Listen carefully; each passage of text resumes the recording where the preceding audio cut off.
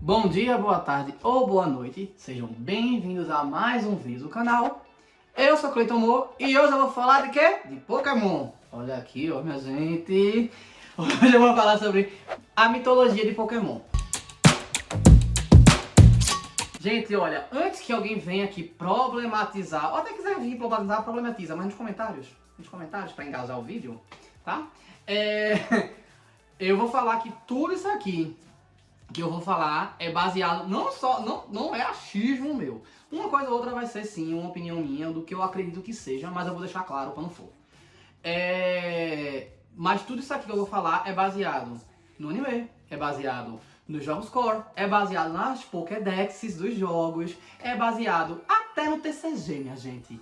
Então assim, fora que revista, enfim, meio mundo de coisa que, enfim, a Game Freak já publicou, né? A Pokémon Company em si já publicou, é baseado em meio mundo de coisa, tá? Principalmente aqueles que têm a justificativa nos filmes de Pokémon, tá? Nos filmes de Pokémon. Eu tô falando de tudo, tá? Lá do primeiro de Mewtwo até esses dias aí, os últimos. Então, assim, tudo. Não comecei a ver Pokémon ontem não, tá? Eu vejo desde os meus 6 anos de idade. Enfim, e acompanho. Tá, bora lá. Vamos começar, né? Pela teoria, teoricamente, do nada assim, né? Tinha nada. Nada. É um ovo gigante. Aquele ovo gigante ali assim, ó, o ovo primordial. Nada. De repente ali nasce Arceus. Arceus faz, eita, eu vou criar o universo. Eu vou criar o universo, né? Arceus ali 2 Pokémon, vou criar o universo. Para criar o universo, ele cria algumas criaturas para ajudá-lo. Ele cria Dialga, Palkia e Giratina, né?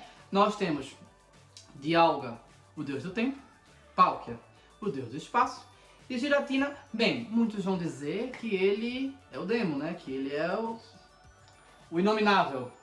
Mas na verdade, se você parar para analisar e assistir o 11º filme de Pokémon, where a battle between legendary and mythical Pokémon unleashes mysterious, né, o Buquê do Céu, vai lá, Giratina e o Buquê do Céu, você vai ver que ele na verdade é a Mãe Natureza, tá? Só uma interpretação mais problemática, mas a Mãe Natureza.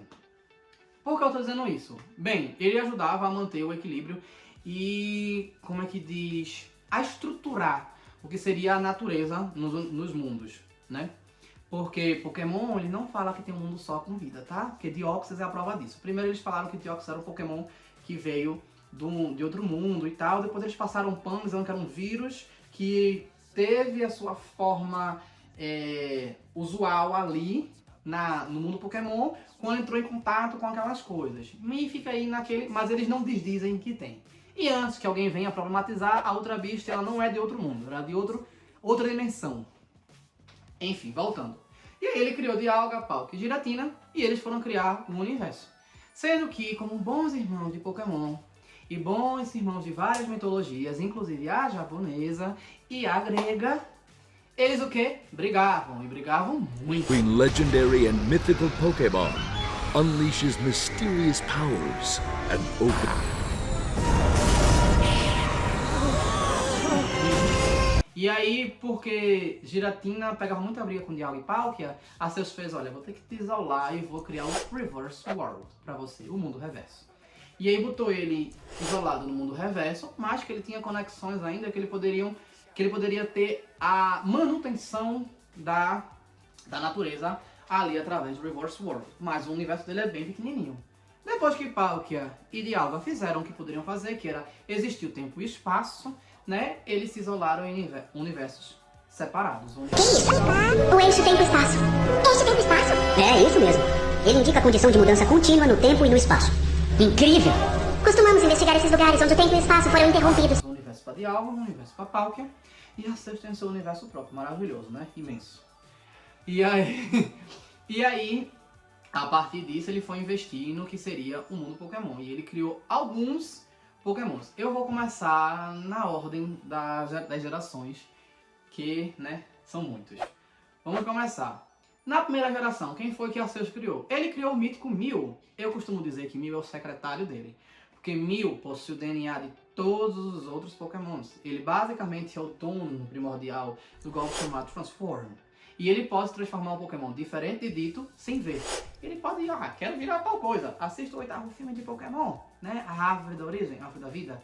Não tô lembrado do nome, Lucario e não sei o que lá. O mistério da árvore, uma coisa assim, o 8º filme. Enfim, lá você mostra que tem um Ho-Oh o tempo inteiro, que na verdade era um Mew. Então, Mew, ele é primordial. Foi Mew que se adaptou e criou todos os Pokémons comuns. Todos não, mas quase todos, porque alguns foram criados pelos homens, ou modificados pelos homens. Mas Mew estava lá e ele simplesmente foi se adaptando de várias formas diferentes, a teoria evolutiva sendo aplicada aqui, né? E ele foi virando outros Pokémons. Então, Mew é como se fosse o secretário ali de Arceus para criar vida, né? Na segunda geração, quem foi que Arceus criou? Arceus criou Lugia, Ho-Oh e Celebi. Celebi é quase o secretário de Dialga, né? Que aí em alguns lugares dizem que quem foi que criou Celebi foi Dialga, na verdade, porque ele é o viajante do tempo. Então Dialga, eu tô no meu universo, qualquer coisa tu manda um e-mail. Manda um e-mail pra mim, pode ser? E Celebi fica lá viajando pra ver se tá tudo em equilíbrio, tudo direitinho, né? Ele, ao mesmo tempo que ele faz um papel de Dialga, ele faz um papel também de Giratina, se você parar a pensar. Então eu prefiro dizer que o mítico veio direto de Arceus. Então Arceus criou Celebi pra auxiliar entre esses dois, né? Lugia e Ho-Oh, como bons irmãos em mitologia, o que? Brigam muito. E aí, Ho-Oh ele cuidava do céu e Lugia das profundezas do mar. É dito, inclusive, no segundo filme de Pokémon, que é Pokémon 2000, que Lugia, as correntes marítimas estão no comando de Lugia. Então ele pode causar tempestades que inundem o planeta, enfim. Ele é dono das correntezas, basicamente. Então, ele cuidava dali. E aí eles brigavam muito. Mas aí vamos dar uma segurada. Antes dele vieram quem? Groudon, Kyogre e Rayquaza. Rayquaza, nos céus, né? Ele fica lá na estratosfera, controlando, impedindo com que o planeta Pokémon seja invadido por asteroides, enfim, seja destruído por isso. Então ele tá ali. Cadê ele no meteoro que caiu no Cretáceo, né? Cadê ele? Já Groudon e Kyogre como bons dois irmãos, e nesse caso, o motivo deles era realmente brigar, né? A existência deles é realmente brigar, porque Groudon ele expande a Terra através de erupções vulcânicas, né? E dos poderes dele, e o Kyogre invade a Terra com o seu oceano, né? E ali fica uma briga eterna, e Rayquaza desce e faz, vamos parar com essa palhaçada aqui, vão dormir, né? E aí, cada um deles tem Pokémons que auxiliam. Por exemplo, o Kyogre foi dormir, né? Mas ele tem o Príncipe dos Mares, que ajuda a manter o equilíbrio ali no oceano. Quem é o Príncipe dos Mares? Menethim. O Groudon, ele teve a expansão geral, que foi ele que foi feito, né? Que ele fez lá a grande coisinha. Mas ele deixou alguém para que fosse mantido aos poucos. Quem foi mantido? Heatran. Heatran é que mantém essa expansão aos poucos da Terra com as erupções vulcânicas que ele vai controlando e vai expandindo a Terra. Como eu falei, Lugia ficou para a parte das correntezas, mas ele é irmão de Kyogre, basicamente. Não foi criado junto, mas se todos eles são filhos de Arceus, são irmãos, né? E Ho-Oh ficou pro céu, a parte ali mais próxima à Terra, porque a parte mais fora do planeta é Rayquaza que cuida, né? Então ficou mais ou menos ali aquela estrutura. Atualmente, com a inserção de Koraidon e Miraidon, dá a entender como se Koraidon estivesse nessa época e ele tivesse quebrado os continentes na forma que eles são hoje e entregue para Regigigas arrastar para poder separar os continentes, porque foi Regigigas na placa tectônica para quê, né? Regigigas. Regigigas puxou e separou os continentes e foi dormir. Aí ele disse assim: vou dormir, não me perturba não que eu tô cansado. Vou criar esses aqui para poder cultivar meu sono. Aí fiz a Regice, Regirock, Registeel como pilares que representam, né, no caso para os homens, né, a idade da pedra, a idade do gelo e a idade do metal. Depois ele brincando, o Regigigas deu uma acordada assim daquele... Eita, daquela leve acordada, vou fazer mais dois. Aí fez Regieleki e Regidrago. Na verdade, Regieleki e Regidrago, para ser encaixado, não se fala se foi antes, se foi depois, se foi durante que outros três Regis.